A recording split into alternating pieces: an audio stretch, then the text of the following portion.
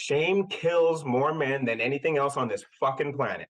That seed of shame is our tie to worthiness, our tie to value, our tie to our ability to be men. We just don't fucking say it.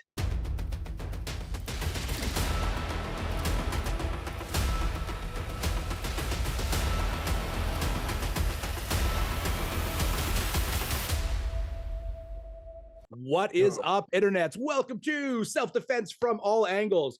There's been a big pause. I shaved my head during it. Lots of stuff has happened. It's been a hell of a 2 months for me with the passing of my father. And I went head in the sand. So you might have noticed that I haven't been putting up posts and I haven't been doing anything. It's because I got to concentrate on my mental health and I got to make sure I'm functional. So I've kind of pushed my life off to 2024 in the way that I'm still training and working out and all the healthy stuff, but I don't have the energy for content. But yeah, you get it? Yeah, it makes sense. Oh, absolutely get that. And you're pretty much perfect to bring on the show. So that's the perfect segue of let's talk to my friend Ethan. Ethan, why don't you tell the listeners a little bit about yourself? Absolutely. My name is Ethan Nicolas, owner of FightMeOnThis. What do? I change the world with my story. I do a lot of cool things in this world. I get to be a personal trainer. I get to be a speaker. I am now officially an author. I get to do a lot of cool things with my story. The unfortunate part is I had to live my story, right, and go through some things that you wouldn't want in your worst nightmares. And I get to talk about it all freely, safely, and hopefully, through these talks, someone feels seen, someone feels heard, someone feels recognized, and is able to take steps in their own journey to move towards healing of their own and growth of their own. So my name is Ethan Nicolas, and I'm a fucking world changer. Awesome. I love that's a great byline.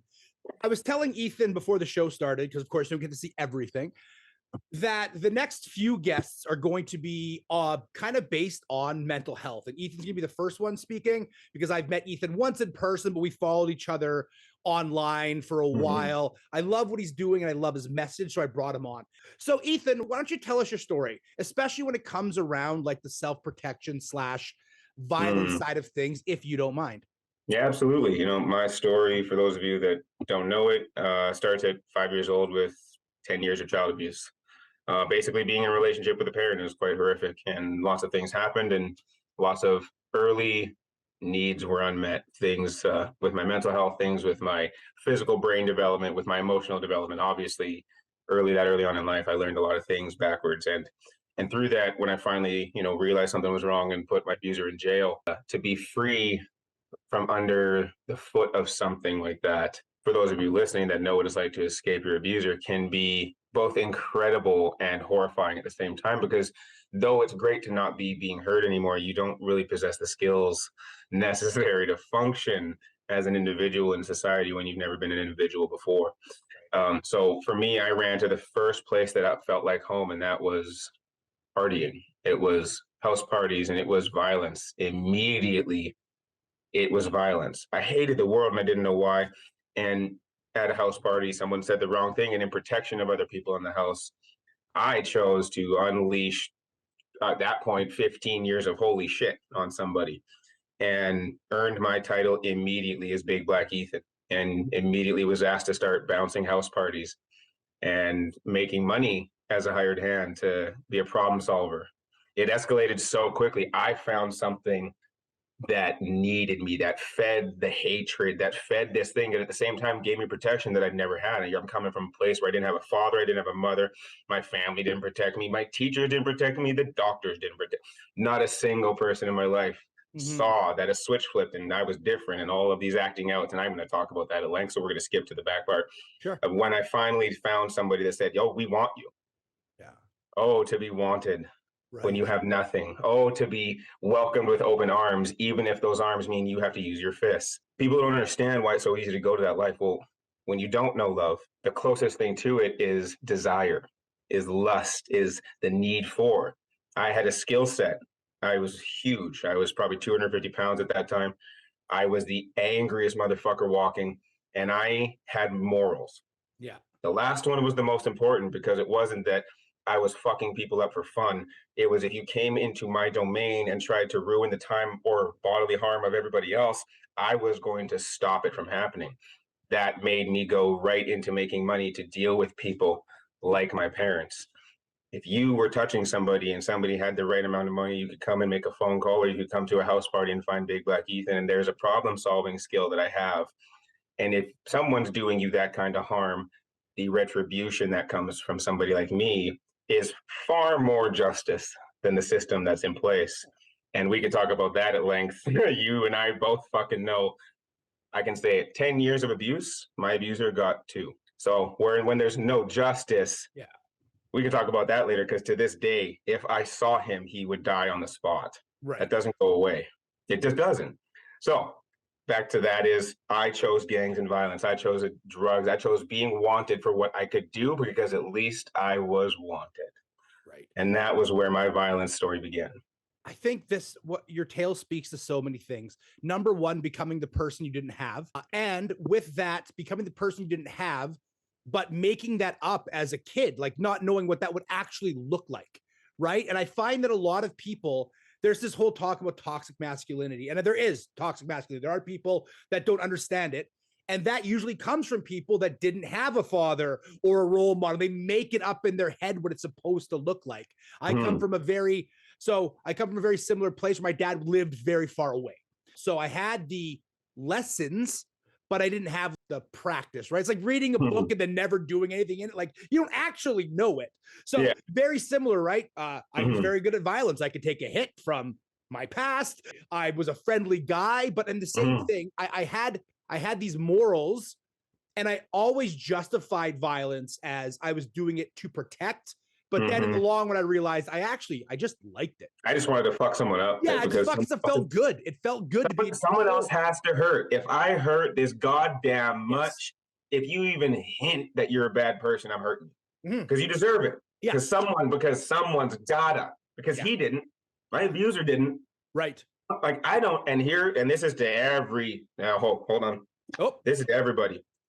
If you think because they went to jail, just they paid their debt, you can kiss the darkest part of my natural black ass, because that's not justice. Sure. There's no system in place that can pay me back for 10 years of my life being stolen from me from 5 to 50. Like, there isn't.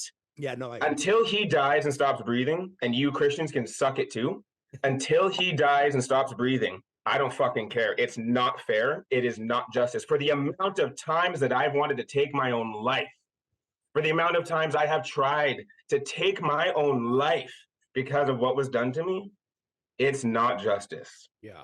You can hear the violence in my voice. You can hear that, because it doesn't go away. Yeah. It doesn't stop. I've repurposed it. I get to use it in different ways. I get to use my words. That's why I'm so eloquent with making people feel shit. But the other side of me is still there. Yeah. Because that's not fucking justice. I agree. And on all that, agreed. And on that note, the really interesting thing is I'm 43 in like 4 weeks. And I have a lovely wife and a daughter, and that shadow, that darkness doesn't go away. But how do you repurpose it? How do you make it useful? How do I not pass the family curse on to my daughter, right? Yeah, that's a great question. There's so many ways to answer that. And I will say it hopefully in a couple of different ways that land with people. Number one for me, and this is just my lived experience with repurposing it, was understanding that nobody else has to fucking understand it. See, the thing with people like you and me is we have anger, justified, glorious, righteous anger. The problem is that society as a whole are a bunch of fucks when it comes to anger, and tell us from the time you're little, you can't throw tantrums, you can't express. For the love of fuck, a tantrum is the only communication skill we have as children to release the energy. If you just fucking let it happen, like, there's so much communication that happens. Now, in and of itself, when we tell that to stop happening, you just bottle cap it. And then you wonder why 6 months from that event or a year from that event, your kid dummies someone at school for looking at him the wrong way, or for saying something about his mama, or for touching the nerve that was touched. And we wonder why, because we didn't let the anger be addressed. So now we're wondering why adult men have this brutish fucking need to be violent, this fucking primal instinct to be dogs and rah, rah, rah, rah, rah, because you bred us to do it. You said, go do all the hard shit, but don't get upset about it. Don't feel nothing about, no, just fucking do it. But when you do, there is a thing Mhm. you have to deal with doing. Now, repurposing for me became understanding that I'm allowed to be angry. The second part was I don't have to give a fuck if someone's uncomfortable with my anger Right. because they choose not to understand me and why I am. Yeah. Now, if I'm harming someone, that's not what the fuck I'm talking about. Right. I'm talking about before I get there because the expression of anger doesn't start with violence. I'll tell you that much right now. If you're actually mature, it doesn't start there. Mhm. Now, that conversion, when I feel that heat, I always ask myself why I'm getting that way. And then the next one is, can I use this for something? Right. Because if I'm going through it, Randy might go through it. If I'm going through it, Carl might be going through it. If I'm going, so then what? Immediately now I have learned that I can say that I feel this way because somebody else has to. Right. Right? We talk about anger being this horrible thing, but behind most anger is a seed of shame. Shame kills more men than anything else on this fucking planet. That seed of shame is our tie to worthiness, our tie to value, our tie to our ability to be men. We just don't fucking say it. That's why the anger is irrational, because shame at its core is irrational. Right. It's not real. That's why when you call it out, when you actually say it, Yeah. it doesn't, you can't. That's why when people tell you the thing you know about yourself already, it pisses you off because you fucking know it. But hearing it changes it, right? It takes it out of that compartmentalized place. Now it's in the open. It can't be locked away. Now you either get to cling to it or let that fucking thing go. Right. That's repurposing. It's understanding it doesn't have to actually be about me. This is my boundary. In my anger, if you don't like it, I don't want you close to me anyways. Right. My support circle has zero, big zero problem with my anger. When I'm at my hottest, when I'm at my most scary, Yeah. when people don't know what to do, they just exist. That's the beauty of me crafting my inner circle. They know what it looks like. They know that it's not about them. They know that I've lived a life that they'll never understand. So in understanding me and supporting me, Right. they just sit with me in those spaces. How fucking cool is that? But it's not to brag about it. It's because I had to learn that it was not about me. It was the wrong people being around me, so I couldn't freely be me. Now I don't get hot all the time. Right. I can regulate because I have the space Mhm.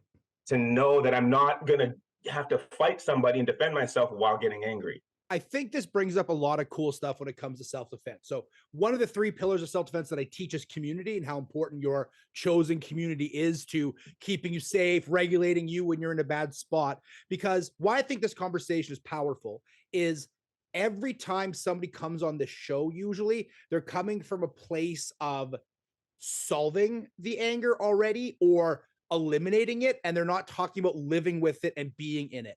And I think that this is one of the issues we have with especially guys who are getting that older age. They're like, well, I got to stuff it down now. And then they start to become depressed and angry and pissed off because they lost that outlet of rage when they were throwing fists in their 20s or whatever. And they didn't find a healthy alternative energy expenditure, right? This is where I think martial arts is so powerful because martial arts can do that. I know my mental health, like my wife literally says when I come back from kickboxing, I'm a different person than if I skip kickboxing, right? Just because I get to throw some hands and be tired and do all that stuff.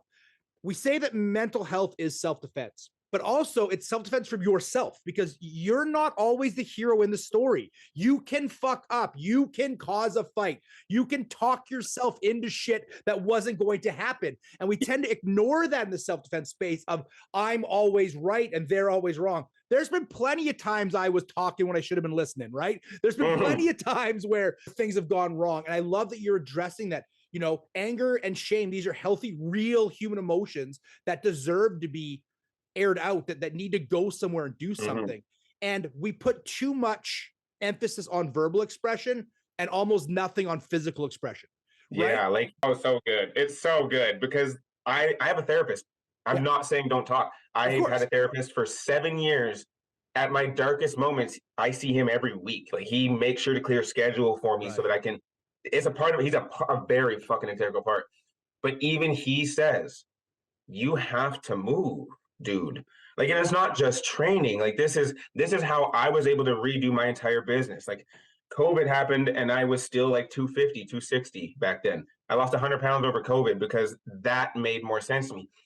If I'm going to have to live with this shit, If I'm angry all the time and I need to repurpose it, and I do great speeches when I'm angry, I do great speeches when I pour that passion into it, then what can I do with my physical self if I also repurpose it to move through the fucking ugly?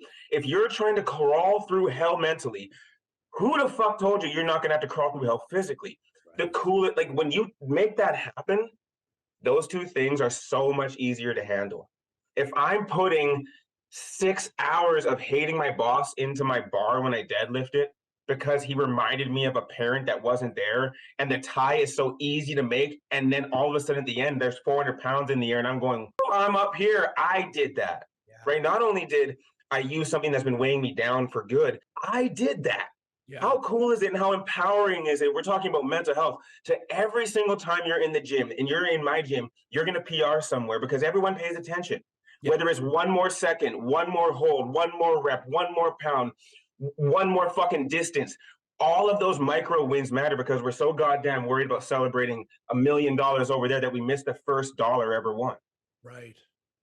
You know what I mean? And in that, we're talking about being able to focus energy where so much energy has already been taken. Right. When I'm mentally exhausted, I physically don't want to move. So then by definition, when I have mental things to deal with, I should be moving. Right. And we're not talking martial arts or the gym either at the point, walk. Yeah. You know how beautiful it is to just to walk. If you like music, if you like learning, audiobooks are my thing. That's how I stay on top of my shit. Yeah. You know, I audiobook and learn at the same time. I walk, I spend time with myself because I love me.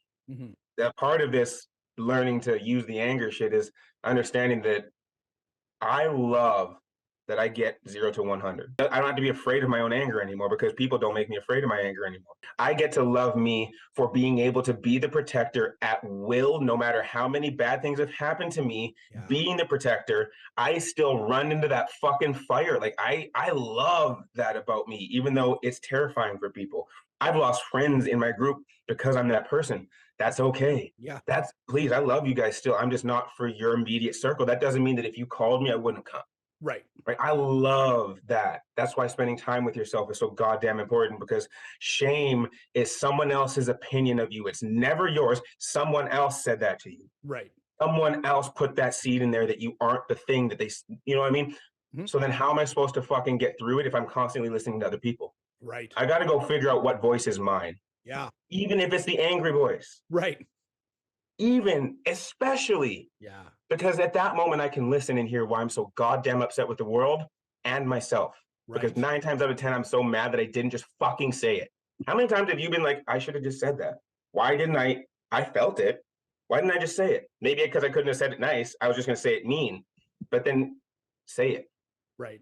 If I say something mean, like, hey, I'm sorry, that was aggressive. It was, but it's just coming out of me this way. Because I immediately can tell you why, right? I don't have to be afraid of that communication with you or showing that anger, because I'm expressing that, yes, I'm fucking annoyed. If you can't read me, I'm telling you I'm fucking annoyed. But it doesn't mean I hate you. It means help me walk through this thing. Right. Or don't. Yeah. And I think my listeners would definitely test them out that there is no filter in my mind, but that comes from this though. That comes from the place you're saying of, I realize that it's just easier for me to say immediately what I think than for me to dance around and say it 6 months fucking later anyways, when it's way too far down the line to say it. And now it's a problem. Yeah. Like a problem, right? Like that's the worst. Exactly. And this is where the expression comes in. Like we talked about the pillars of self-protection that I talked about. Number one is you. Now we normally approach it from the angle of like, you are worth protecting. You are right. But we can also approach it with this conversation from the angle of, sometimes your anger is justified. Sometimes you should be upset. Sometimes that person did fuck you over. You don't always have to be the bigger person. You don't always have to allow people to do shit like this. And learning that that not all anger is wrong, but there are levels to it. And then knowing this is right anger, this is wrong anger. This is, man, I haven't had I would say that it's always right. It's always right anger. I don't think it's always. I'll tell you why though. Sure. Because the anger is here. The anger is my t-shirt. Yeah. Right. It's up front. It's there. It's a thing. It can be loud. It can be taken off. But the cause of the anger is under the shirt. So it's always right. You are reacting to something. The reaction and how it happens may not be right. Fuck yeah, you're right. Bang on. But the anger, it touched a nerve. So, but what's the nerve? We don't have it. For those of us that can breathe, right. We have the ability to go, what nerve was that? Like, am I about to fuck you up because you deserve it? Or am I able to literally just be like, this is not worth my time? Mm-hmm. Right. Right. Both of those angers are correct because it's anger. It's a response to something that I don't like. Sure. What you don't like could be stupid. Right. Right. Yeah. But in you, it's always right because it's your response. How we respond is the thing you're talking about that can be wrong. Because knocking your face out for looking at me wrong is wrong. You're right. Yeah. But wanting to punch you in defense of what you said means what you said hit something in me that I need to deal with. Because the fact that I want to knock you out for it means there's something wrong. But it's not the anger. It's the fact that there is something wrong. Interesting. So I guess I was defining anger on both sides of the coin as both a reaction and a response. You're saying the initial reaction, that's just showing you there's some sort of deficit you need to deal with. And then how you respond to that emotion becomes a separate thing where you can add morals to it. Yeah, like, right, because like in and of itself, I'll give you for instance, Stuart, one of my best friends, he's my angel, that man, because he knows what it looks like on me when I've had enough. Right. Because everybody only gets one. I don't waste time or energy. That's my boundary. Right. I don't have time for 3 warnings to tell you this, that, and the other thing. I got one. And I'm going to say it here, and I'm going to say it with intent. And if you miss it, what happens next is your own fault. Now, thank God for Stuart, because when Stuart sees that happen, he also knows, stop it. But he's never, ever looking at me. Stuart has his back to me. Right. And he's looking at them because he knows that if you've got me to that point, you deserve what's about to happen to you. Sure. Right? Is it make it right, wrong, right, morally fucked up? Almost guaranteed, because nobody likes when you punch someone in the face until it's their partner that got hurt. Right. Until it's you defending them. That's a whole other talk. But in that moment, Stu knows that the last bit of moral justice is him stepping in, warning this person that it's probably better for you to exit stage left. Right. Because I heard what you said. You think you're going to win, and you don't know what's behind me. And those 3 things are bad, because for Ethan, it's justice. For you, it's just a fight. Right. And that's Stu. That's Stu's in that. People are like, he really says that? I'll call him right now. He'll tell you. And the reason he does is because he knows that if I have reached that place where I would openly express it with violence, whatever they said is justified. Interesting. Like, because I won't anymore. Right. I don't, like you, we talked about this. I don't need to use my fists no more. Right. I can say it. I can talk my way out of it. But the other side of me doesn't go away. Sometimes I've had enough yesterday, the days. What is your advice to people with this thought process on like legal ramifications? Legal ramifications. You guys got to know if you hit someone, you're going down. Yeah. And, as a black male, I'll throw that in there. Like, that's a big part of why I don't. Sure. Because obviously you're going to get treated much differently no matter what happens. Roll up. Yeah. No matter what happens. Yeah. I'm the problem. And in this particular and unfortunate case, you're fucking right. I am. But why or not, I'm going to be the problem when you get there. Right. Now, but for me, I also use that to my advantage because, and here's the legal ramifications question. What you were looking at? If at that point, I know it's happening. Yeah. The moments where you're like, this is going to happen one way or another. It's like, okay, cool. Here's what's going to happen. You call them. Yeah. Since I spend enough time around the legal system, I know it's going to take them more than 15 minutes to get here, even if you start screaming. Right. So make your next phone call and then take a deep breath, because I promise that that's more than enough time to make sure you never walk again. So if you want to do this, I'll wait. I'll let you make the call. But the moment I think you're done that call, it's over for you. Right. And the reason that I say it is not because I think that I can win. It's because I know the psycho in the trauma, and I don't want him to come playing to the surface, because there is, in fact, 2 pieces to me. There's Ethan, rational reason, and there's the old Ethan, which is named Jamal. He sits somewhere down here in my soul, and he's the dictator of, are we allowed to be mad today? Right. That guy. Right. So part of also to answer your other question was I separated the 2. Yeah. Justified anger sits down here with Jamal. He's the justice. He's the protector. He's the guy. Okay. He's the one that gets to, when I get mad, he starts the chain reaction, and then we get to have a little conversation. Is this worth me harming someone over? No, because I said it. Right. When they trigger me, like let's say somebody gets me on a day that I learned something about my abuse, Jamal, all the way to the top. And I can feel it. It gets hot real quick, real warm, and he rushes with no reason or nothing. He wants to defend me. Yeah. That's the exchange in that for me, is I can tell when I'm in control and when I'm losing control. Sure. and so can my circle. Right. So legal ramifications matter, but if you understand that people don't actually want to fight. Most of the time, you're right. I agree. Well, like 91%. The other 9 are all drunk white dudes named Keith or Kevin, Chad or Kyle. And all the Giga Chads in Grand Prairie just got mad, which is fine. But you know, like, it's, you guys got to know that, all jokes aside, yeah, I take it into account every time that I may get into a situation where I fight. What happens? I'm a black male. I always do. But I also, that doesn't deter me from standing up for myself or the people around me. Right. It's always a decision. Unfortunately, there's nothing I can tell you to make the right decision, because I can morally justify you knocking them out. I can morally justify you walking away. Yeah. The decision when you close your fist is yours. Yeah. It doesn't mean you're always going to get it right. You can't, it's impossible to advise from the state when you don't have the entire context of the situation. It's impossible. Right? Like, I'll never say to you, it's not, you can't say if they hit you first, you're fine. That doesn't work anymore. No. That doesn't work anymore. You know it. We used to live in the, I can take a hit, so you're going to hit me first. But after that, like, you know, but that doesn't work anymore. It doesn't, it's not the same. The justice system caught on to the fact that people want to scrap and they can feed off of it. Like, I don't know what else to tell you. Like, because if you think that that's not true, then watch any time police show up at a bar. Right. It's not de-escalation. It's more violence. Yeah. You, like, fight fire with fire, violence on violence. Yeah, but what happens when the other side escalates with more fire? Yeah. Because then there's not enough cops. So then what happens? More cops come. And, you know, but, guys, this is dumb in the face. Like, at some point. A lot about anger. We've talked a lot about justifying anger. We've talked a lot about that. We're kind of coming to the end of the show. So we can give the listeners something helpful. What are some of your, like, do you have ways that you mitigate the anger that you have? Do you have strategies? You have a model? Do you have something you use to that maybe the listeners could use if they are feeling these emotions? Yeah, absolutely, guys.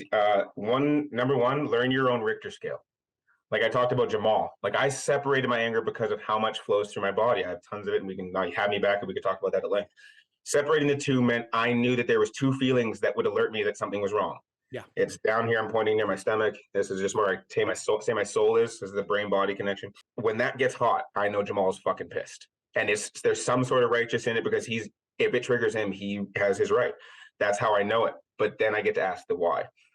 Knowing your Richter scale means that if I get like super, super pissed real quick, I'm going outside to punch a bag right now. So I'm not punching a human. Yeah. Right away, I'm exchanging like energy expenditure with mad. For me, that's violence. So hit a heavy bag. Right. I do have a gym. I have a gym where I can just move. I don't have to have any, real reason to work out other than I need to move my body and expend some of this energy. Finding your favorite places to walk. We can talk about, when I punch a bag, it's almost self-harm, right? Because I've punched it till I've broken fingers, right? To feel something, that same thing. Yeah. But it's also crisis mitigation, right? We're talking about harm reduction. We don't want you to get to the point of beating someone else, right? We don't ever want you to go there. For me, that means that if I got to punch a bag till my hands are so sore and then I look and they're black and blue in the morning, then that's what it took. That's how many people I just protected. Right. You know what I mean? Reading a book, going for a walk, blowing off steam, listening to music, all of these things that we use for mental health can be used for anger. You just have to be able to make the tie at the levels that you're mad. Because music doesn't do shit for me when I'm Richter scale 10, right? It just doesn't. But the right song with hitting the bag with fucking 100 push-ups create the space for me to navigate that mess, because it's mess and it's external hurt.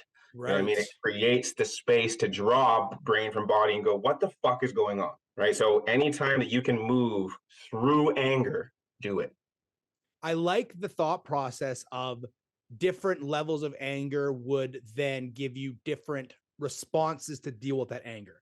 So going to listen to a song on a drive might be good if you got in a tip with your spouse, but somebody threatened somebody you love, you're probably not going to get the same chill factor from a little drive on the anger, right? Yeah, absolutely. Right. And that's the problem I think we miss with not understanding anger for what it is. Like I said, it's the sign something's wrong, right? The worse or more deep rooted the pain from the sign, the bigger the reaction is going to be. That's why the moral doesn't come into after, because you're right. If I said something right now and you got hot, no matter my intent, it affected you. Yeah. Now, what you say next or do next depends on if we're still going to be friends. Sure. If you right away tell me that, yo, what the fuck? I would have to be like, well, what'd I say? Right? because I understand that I said something to affect you. Now, if it was stupid and you didn't like the fact that I said that you shouldn't have shaved your head, like, fuck you, bro. Like, you know what I mean? Like, I'm coming to match you there. Yeah. But if it's right, like, there's no reason for me to actually be mad in return. Right. Right? Because it's the response that you've given me. Obviously, I've fucking offended you. Yeah. Obviously, I've triggered something. So let's talk. Maybe you're right. Maybe you're wrong. That's kind of arbitrary. But it's the root of what set you off. Why are you fucking mad, man? Right? You're using the anger as self-discovery a little bit. You're using it as oh, why should this piss me off? What do I need to learn about myself? Yeah, because sometimes that anger is sad. Yeah. Like, I cry so more often than not when I'm mad because the two are so closely woven together, right? But like, tears mean hurt, like devastate, like anger means ow, like what the fuck? You know, like there's two different things, but they often mesh. So when I say that, I mean, like, I learn which things are like that's rooted in me from childhood, or I'm responding to the fact that I hate that this was rooted to me in childhood. Right. You know what I mean? Like, that's why, because the anger, though justified, like, where is it rooted? What is the thing that it's actually attached to? What thing is it using to protect? Because that's all it is. It's protecting this thing. But what is it? I think in closing, I want to really talk about that tears part. Tears is something we talk about a lot when it comes to self-defense, and we don't look at it from an emotional angle. We look at it from a physiological angle of everybody who experiences adrenaline, their eyes water, all of them. It's a evolutionary aspect of when we were stabbing things with fur, so fur wouldn't get in our eyes. We tend to adrenalize quicker, which means they tear quicker. Women tend to adrenalize slower, which means they tend to tear after the event. How we pitch tears is they're not happy, sad, right or wrong. They're your ship clearing the decks to go to fucking war. Whether it's sadness or whether it's anger, that those tears are going to come. But too many clients, and again, mostly women, because men are experiencing it during the event, women experience the shakes and the tears on the way home after class. They think that means they're weak. And I want to tell everybody listening right now, tears don't mean shit about weakness. They're not an indicator. They're an indicator of adrenaline. They're an indicator of stress, which means either A, you might need to sit down, or B, you might need to fuck somebody up. Do not tag water to emotions. You know what I learned about tears? And since you said it, I learned it like last week. Yeah. Our body composes them differently based on the reason it happens. Really? If it comes from an emotional standpoint, like something that's deep-seated to the soul, it has a different salination, so it actually stays longer on your face to be noticed. I didn't know. Is what they're saying. Like, one of the adaptations, like, says we hide it, right? Where like, but like when you think about when you actually like just let the tear roll. Like, if it comes from a place of anger, it's just gone. Like, you're just fucking mad. But if you're sad, right, it's always like, why is it taking so goddamn long for the because they're actually like composed differently as an evolutionary thing for showing that our mental health and our mental state is shifting. So like what you said by fight or flight response, it is that true. The composition actually changes. That's crazy. We're going to end the free episode right there. Of course, as always, don't forget to join me and Ethan over on Patreon for the story he's going to tell. I'm excited for the story. The stuff he was telling here was great. Like, I'm really excited to hear a tale. Don't forget, everything's on Patreon all the time. Every episode of every podcast I've ever done has bonus content over there. Patreon.com/RandyKingLive. Ethan, tell the people where they can find you. Absolutely. You can find me on Instagram at FightMeOnThis. You can find me at FightMeOnThis.com. On Facebook, I rebranded as I'm about to open a gym. So now you are looking for EHOP by Chop Shop. Look for that to open early January, but we got lots of good things: mental health, combat, physical, mental, spiritual, all the things. Stay tuned. It's going to be fucking cool. Cool. And your book, where can they find that? Oh, yeah, right. I wrote a book. See, I forget. I'm busy. I get it. I do, honestly. Grit to Grace can be found on my website, FightMeOnThis.com, for orders. Signed or unsigned is entirely up to you guys, shipped or not. Just released it October 1st, my first book of what will be, I'm sure, many. Awesome. All right, everybody. Thank you so much for listening to this episode of Self-Defense from All Angles. These will be coming out more regularly. I think this is going to be out in January. So Happy New Year, I guess. And join us over on Patreon. You guys.